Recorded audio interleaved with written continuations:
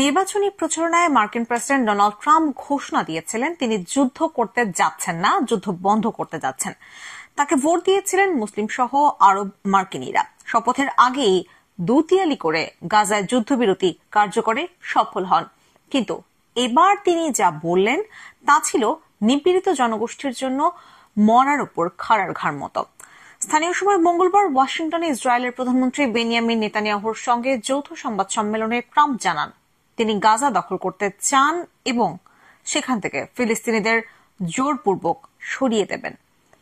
বিশেষজ্ঞরা বলছেন ট্রাম্পের আগে আর কোন মার্কিন প্রেসিডেন্ট ইসরায়েল ও ফিলিস্তিন ইস্যুতে এভাবে একপক্ষীয় অবস্থান নেননি। তীব্র সমালোচনা করে অনেকে এটাকে ট্রাম্পের আন্তর্জাতিক আইন লঙ্ঘন ও আকাশকুসুম কল্পনা বলেও বর্ণনা করছেন। ট্রাম্প যখন নেতানিয়াহুর সঙ্গে বৈঠক করছিলেন তখন হোয়াইট হাউসের বাইরে অবস্থান নিয়ে শত শত বিক্ষোভকারী স্লোগান তোলেন ফিলিস্তিন বিক্রির জন্য নয়। তারা ইসরায়েলকে অস্ত্র সরবরাহ বন্ধের দাবি জানান ও ফিলিস্তিন মুক্ত করো বলে স্লোগান দিতে থাকেন। বিক্ষোভকারীদের একজন মাইকেল সার্জার বলেন মার্কিনীরা চান না তাদের করের টাকায় ফিলিস্তিনিদের হত্যা করা হোক। আল জাজিরাকে তিনি বলেন ফিলিস্তিনের মানুষ কোথাও যাচ্ছে না, তারা ওই ভূখণ্ডের আদিবাসী। লোকজনকে জোর করে সরিয়ে দেওয়াটা দখলদারি মানসিকতা। বিক্ষোভকারীদের মধ্যে ছিলেন ইরানি বংশোদ্ভূত মার্কিনী সোফিয়া আহমেদও। গাজা থেকে ফিলিস্তিনিদের সরিয়ে দিতে ট্রাম্পের পরিকল্পনার কঠোর সমালোচনা করেন তিনি। সোফিয়া বলেন তিনি অর্থাৎ ট্রাম্প একজন ফ্যাসিস্ট, সাইকোপ্যাথ ও তীব্র আত্মপ্রেমী। এ সময় তিনি নেতানিয়াহুকে গণহত্যার মূল স্থপতি বলে বর্ণনা করেন। কয়েকদিন ধরে গাজা থেকে ফিলিস্তিনিদের সরে যাওয়ার আহ্বান জানিয়ে আসছেন ট্রাম্প।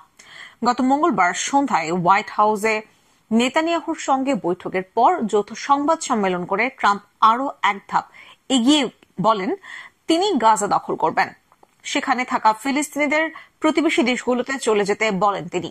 ট্রাম্প বলেন যুক্তরাষ্ট্র গাজা উপত্যকার দখল নেবে এবং এটিকে নিয়ে কাজও করব।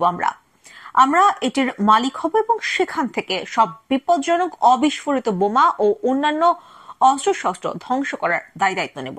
ট্রাম্প বলেন যদি প্রয়োজন হয় আমরা এটা করব। আমরা ভূখণ্ডটির দখল নিতে যাচ্ছি, আমরা এটির উন্নয়ন করতে চলেছি। এখানে হাজার হাজার কাজের সুযোগ তৈরি হবে। এটা এমন কিছু হবে যার জন্য পুরো মধ্যপ্রাচ্য অনেক গর্বিত হবে। এই সময় সাংবাদিকরা প্রশ্ন করেন তাহলে সেখানে থাকবে কে? তখন ট্রাম্প বলেন জায়গাটিকে উন্নত করা হবে এবং বিশ্ববাসী সেখানে থাকবেন। ট্রাম্পের পরিকল্পনা প্রত্যাখ্যান করেছেন গাজার বাসিন্দারা। গাজা সিটির বাসিন্দা ৬৫ বছরের উমতামের রয়টার্সকে বলেন আমরা আমাদের মাটি ছাড়ব না, আমরা দ্বিতীয় নাগবা চাই না। তিনি বলেন ট্রাম্প একটি উন্মাদ, কোন বোমা বা অনাহারের কারণে আমরা গাজা ছাড়ব না। আরেক বাসিন্দা সামির আবু রাসেল বলেন নিজের পরিকল্পনা, অর্থ আর বিশ্বাস নিয়ে ট্রাম্প জাহান্নামে যেতে পারেন, আমরা কোথাও যাচ্ছি না। এক ফিলিস্তিনি নারী বিবিসিকে বলেন গাজা আমাদের মাতৃভূমি, আমরা এখানে বাঁচবো ও মরবো।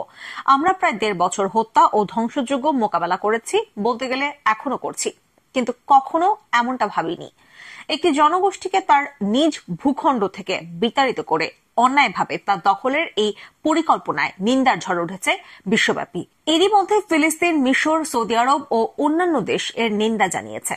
বুধবার কায়রোতে ফিলিস্তিনের প্রধানমন্ত্রী মোহাম্মদ মুস্তফার সঙ্গে সাক্ষাৎ করে মিশরের পররাষ্ট্রমন্ত্রী আবদেল আতি। এ সময় তারা ট্রাম্পের পরিকল্পনা প্রত্যাখ্যান করেন। দৃঢ়ভাবে প্রত্যাখ্যান করেছেন ফিলিস্তিনের প্রেসিডেন্ট মাহমুদ আব্বাসও। আর হামাস বলেছে এটা প্রেসিডেন্ট ট্রাম্পের শত্রু ভাবাপন্ন বক্তব্য যা আগুনে তেল ঢালার মতো কাজ করবে। এমন বক্তব্য এই অঞ্চলে স্থিতিশীলতা আনবে না।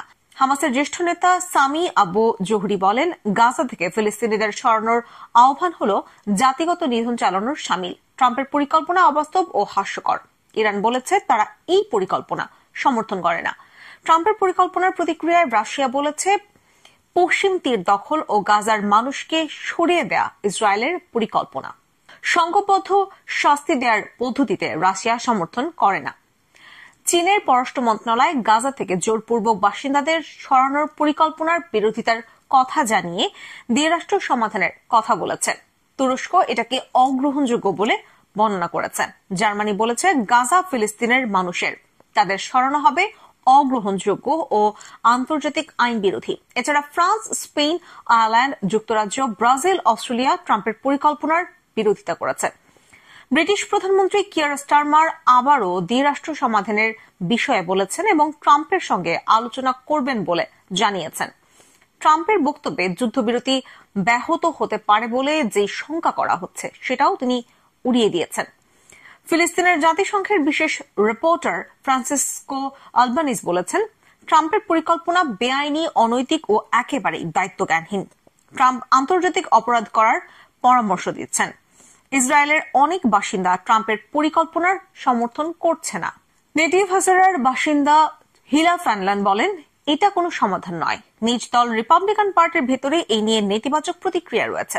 সেনেটর লিন্ডসে গ্রাহাম বলেন, গাজার সম্ভাব্য দখল হবে বিপজ্জনক। যুক্তরাষ্ট্রকে অবশ্যই এই বিষয়ে তার আরব মিত্রদের বক্তব্য শুনতে হবে।